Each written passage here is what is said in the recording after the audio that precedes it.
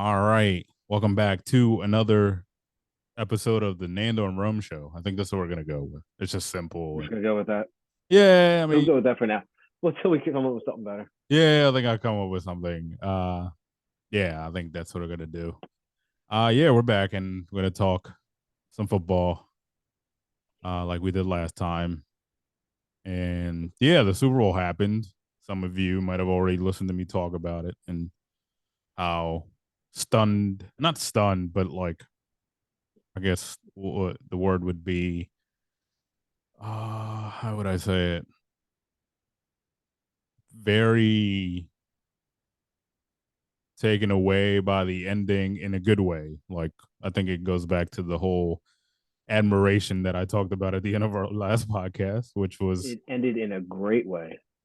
well, I think I took into account what I was talking about the last podcast. Like I was really taking in the moment and realizing what I was watching. And Yeah. the whole time as in the back of my head I knew as long as the 49ers didn't come out to a crazy lead, which they weren't doing, that No. Pat was still in it because unfortunately he did it to our team, Rome, last year, and we were up by Yep. more. We were up by 10. Yeah. 49ers went at halftime up by 7. And I was like, I had a feeling. I was like, I mean, I saw it last year firsthand. This is gonna happen. They're gonna get it together. Um, and just like almost like it happened last year, they got it together. And Yep. Well, I mean, both teams kept shooting themselves in the foot the yes, there whole was a game. lot. There was a lot of that. Very good defense being played though.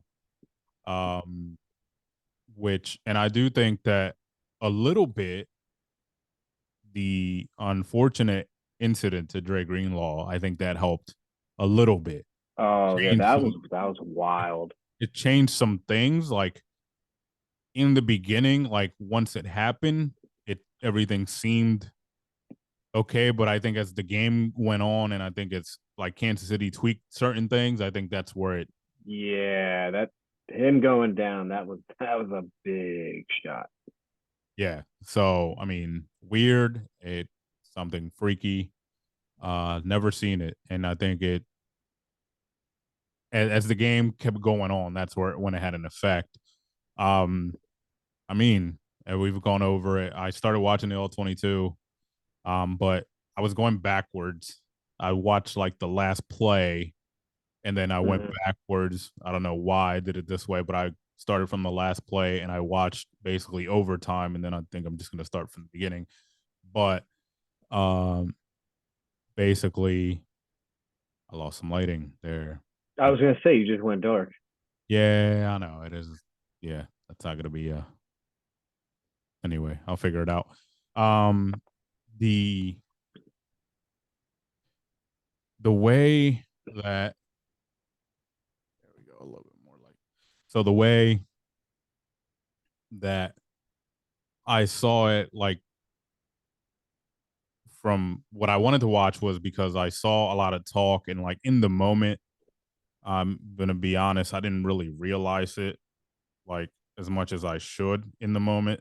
But that last play for the 49ers on third down was really big, like really big play by Chris Jones. Um Mm-hmm. and the reason why it happened was because the guard, who was the backup guard, because Feliciano got hurt, missed an assignment and Big blocked time. big time, blocked the wrong guy. The tackle was kicking out to help the end. The tackle has all eyes on the end. The right guard went to go up because I believe the confusion there, I think, started when Bolton was up basically at the line, like he was gonna come or blitz. So I think, Mm-hmm. you know, he went up the field before even getting a hand on Chris Jones, which is probably might have worked out if it was like a rub on Chris Jones. But Chris Jones just went right through that because there was an open lane. and screwed everything up for Brock. So Hmm. yeah, that was a key play. And then the final play, I mean, we saw it twice from two different sides of the field, or two different sides of the spectrum last year against the Eagles. So, you know, that's the play you don't run until you need to. You practice it. Corn dog. Yeah, and I don't think I don't think Corn dog. if I look back, I don't think they even ran it all season, like during the regular season. So it's like the one that they No. one of those things they always practice probably, and then they bring it out. And then, overtime happened. Did you know the rules? Of course, I know the rules. All right, cool. The only thing I didn't know was about the clock running out. And apparently, the clock does not matter. You get to keep the ball regardless. That's the Yeah, only so thing I didn't know. that was a good thing on Tony Romo's part to clear that up when he did, because I was like, come on, why are they taking the timeout? But It's like obviously, typical Andy Reid play obviously, clock management coming. obviously, with the new overtime rules, everybody gets a possession. That happened. That got cleared up after the Chiefs Bills game a few years ago, when Bills fans complained and the Bills complained, and that caused the ruckus there. Mm-hmm. So that's where that got changed, and this was the first time like we got to experience it, because there hadn't been any playoff games to that point, um, that had gone to overtime. So basically, what I knew is that everybody got a possession, right? So the reason the clock Yeah. keeps going like it would have is because the Chiefs were still in their first possession. Yeah. So, if it was the other way around, like let's say San Fran had score, I think it would have ended. Or no, no, no, no, it wouldn't have ended because the Chiefs still were in their possession. Yeah. But because San Fran had their possession and only got three, it allows the Chiefs with their possession to get a touchdown and finish the game. But if they would have let the clock run out like some people thought was going to happen, it would have been second OT. Yeah. Before Romo cleared that up, I was also surprised. I looked at our friend, who I was with, and I said, "No 2-minute warning." And like Yeah. There was a. I knew the. I'm gonna be honest. I knew the possession rules and all that, but I didn't know about the clock and the fact that we would get to overtime number two if like the Chiefs didn't like if they let the time run out. So Mm-hmm. that's where I. That's the part I didn't know. Honestly, truthfully honest, that's the part I did not know. But yeah, any thoughts on the whole thing, debacle for Shanahan and The what that his team didn't know the playoff rules that have been in set for what 2 seasons now. yeah, too. But like I said, I think this is the first time it's ever actually gone to overtime since they made the rules. I mean, then we can always go back to the 2000s when Donovan didn't Yeah, but that's regular understand that season. the understand the playoffs Bengals, right? It was or against not playoffs. I mean the overtime rules. yeah, it was against the Bengals, I think, or something like that. Um, Pretty sure. yes, that we were in Cincinnati because I still remember Ocho Cinco playing. Yeah. Anyways, but no, I think a couple of his players, mainly Juszczyk, said he didn't know, and then I uh, mean, he is a fullback. I mean, he's a really goddamn He doesn't good. have to really pay attention. All you got to do is block, Oh, he's a run really a good couple. goddamn fullback. He had a couple good plays. Um, uh, he Kyle came back, and I think his explanation was like he knew the analytics team knew, everybody knew, and they wanted to have the ball third, which I don't know if that makes a lot of sense. Yeah. The Chiefs, whether it was real or not, came out right away and said, "Look, we knew the rules. If we scored, we were gonna go for two." So that's what the Chiefs narrative is going with. They said that like right as the game, like I think that came out like an hour after the game was done. I think I Mm-hmm. tweet about it, that or like a notification, like I was asleep, but like I saw the notification and I backtracked it to the time that it came in, and I was like, well, this was like an hour after the game. So, I mean, the Chiefs said they were going for two to finish it. They didn't care. So, yeah, Yep. I don't know, but yeah, I mean, a lot of confusion. One confusing thing, which you just found out because I told you before we started recording. The Niners turned around and Shanahan announced today that he let go of Steve Wilkes, defensive coordinator, after a season. Yeah, that's I don't get that. I guess are they using them as a scapegoat? Like Yes, I don't that was the angle. like That was the angle I was going to take. I'm glad you like went there. Like mm, I don't think the loss was his fault. Um, it's not. that both defenses were great. I mean, if you want to lose in the last seconds to possibly the not possibly, but the best quarterback of this era, the whatever you want to call this new era, like then I guess I mean plenty of coordinators have lost to him and they still have jobs. Yeah, maybe we should be looking at Shanahan who can't get it done in the big games. Yeah. So let me tell you something about going back to the game that happened. I'm sitting there, and I think it was in the third quarter, and this man, like, I don't care. You know me. I get in arguments with you and our friends about the whole running the ball bullshit and all the obsession with it, and I get it. But this is a team that, honestly, if I'm being completely honest, is a run first team. I mean, I don't have to be honest. The Mhm. stats say that. So I think it was like in the third quarter after they get the interception, and I think it was like maybe when they got the ball back as well. Like once they did that possession after the interception, and then like the next one, they went straight pass, pass, pass, pass, and then like then they finally went to like McCaffrey on the ground. Like the third time they got the ball in the I think in the third quarter or and I was like, what are they doing? Like, I don't know. like I think he was trying to pass to, like they say. I mean, and I agree with this. There's people that say you pass to win, you run to like close it. Yeah, but I mean, but when you have the probably the best running back Yeah, you in got the to kill league, some clock too by and running. You can't, yeah, end of the fourth, ending of the fourth. You leave them a minute 53 after the field goal, and then like, I knew that was too much time. I knew then, but yeah, that's enough of that. That's a weird thing that they did, firing him. We'll see who they hire yeah, because the line that he's taking is that they're going in a different direction scheme wise. So whatever that means. But speaking of defensive coordinators, the Cowboys brought back a blast from the past. They hired yeah, Mike Zimmer. Zimmer. He was their defensive coordinator Okay. before, like back in I don't know. I think when we were younger at one point.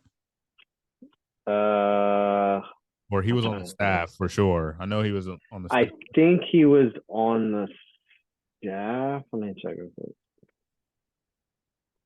When he anyway, like I like Mike Zimmer. He ended up being defensive coordinator from 2006. So, but he was on the staff since '94. So he was there when they last won. So maybe that's Jerry being like, look, a guy that was here when we last were good.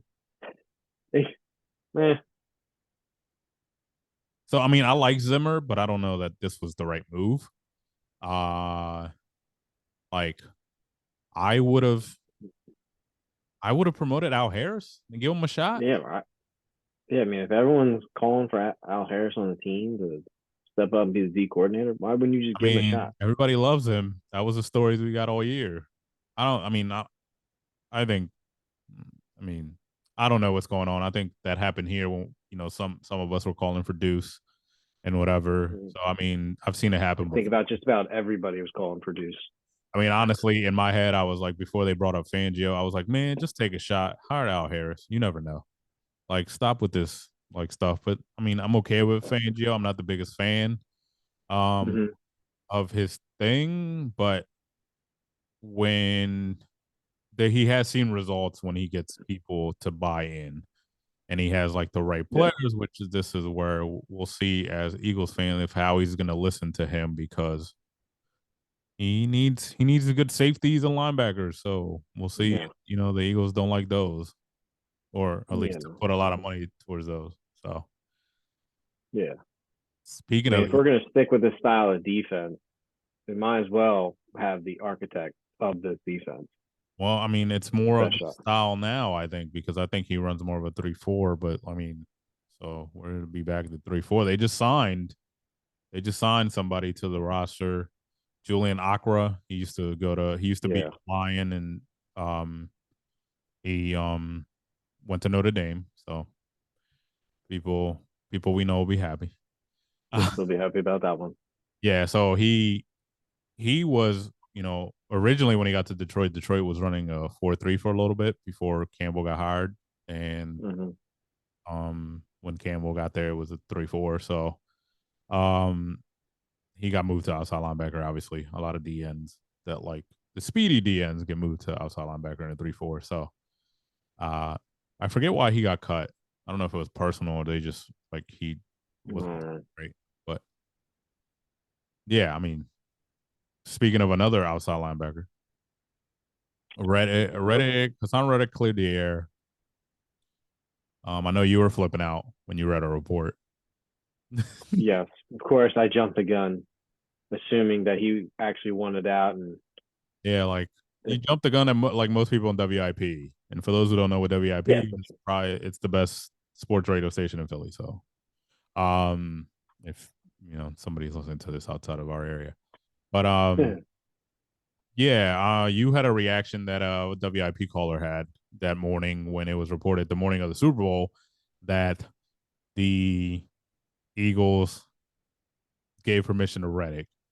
Uh, I tried to calm you down. You were, going into your thing. You're like, well, he wants out. well, I was. I mean, no, I wouldn't blame him if he wanted out. I'm Also, always more pissed off at the organization. also, you weren't the only one. As we saw, there was a couple, mainly like one writer commentator that we know locally that was like, this could be the reason why they were so dysfunctional this year or something like that. And I'm like, this has nothing to do with this. I think people forget. I mean, the outside world forgets, but I remembered that Hassan didn't really officially hold out, but they were calling it like an injury to start like training camp. And when he finally got back, they asked him some questions, and somebody brought up the contract, and he was like, "Look, yeah, I feel like I deserve money because there were some players around him that didn't have as great of a season as he did, and Hmm. that got paid last off season.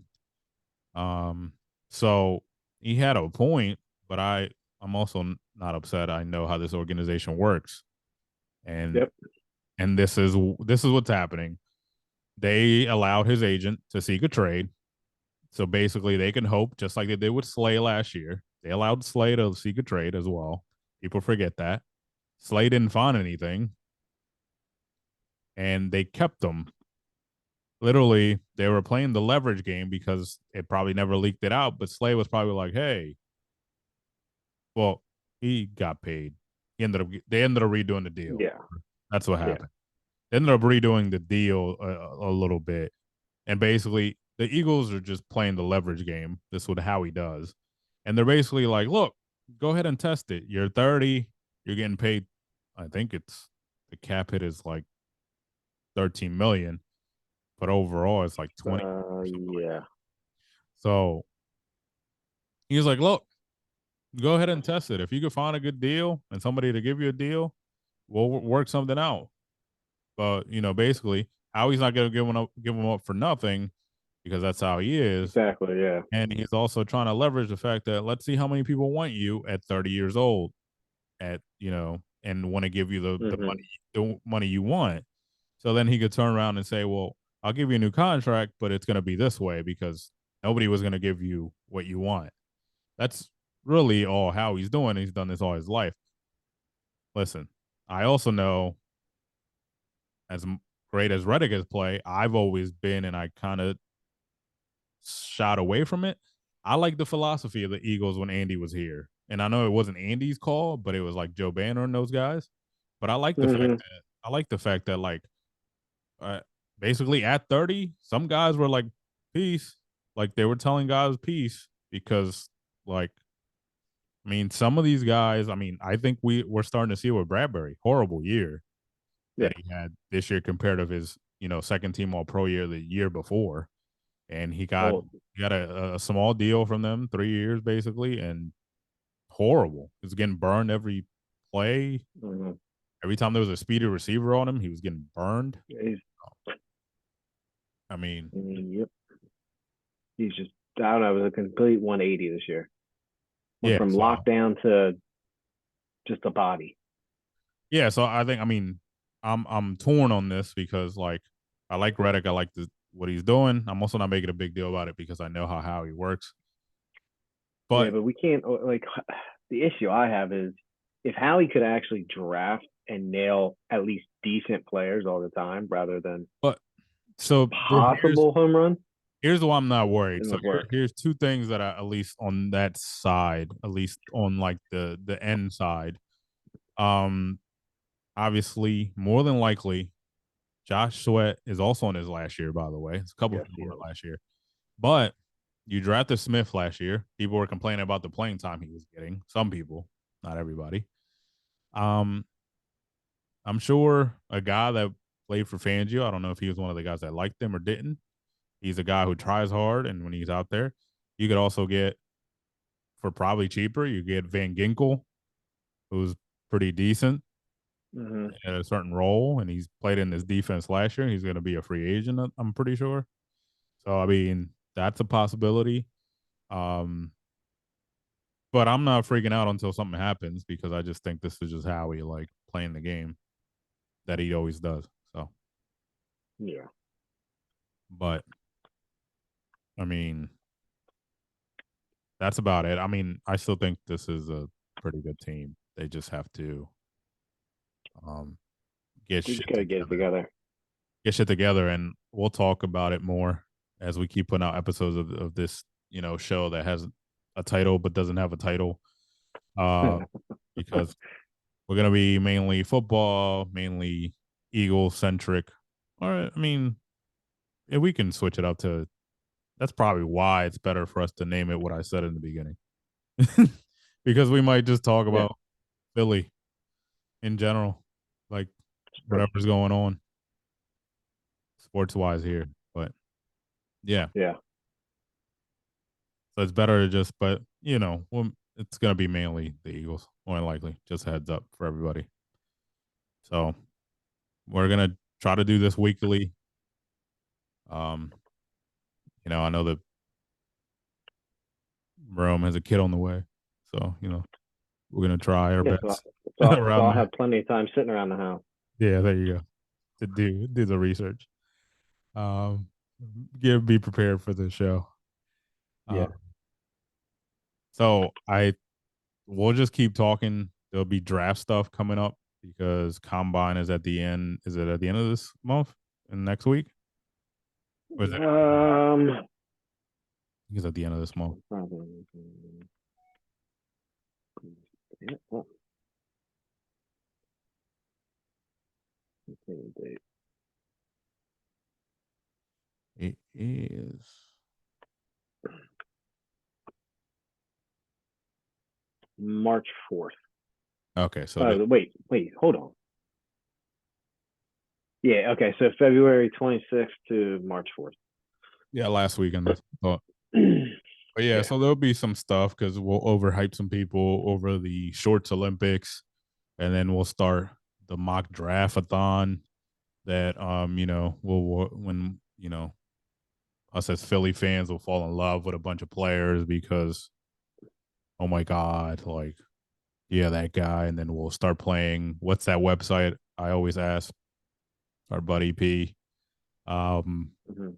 that where you do the randomizer and you're the GM and you do the picks and all that.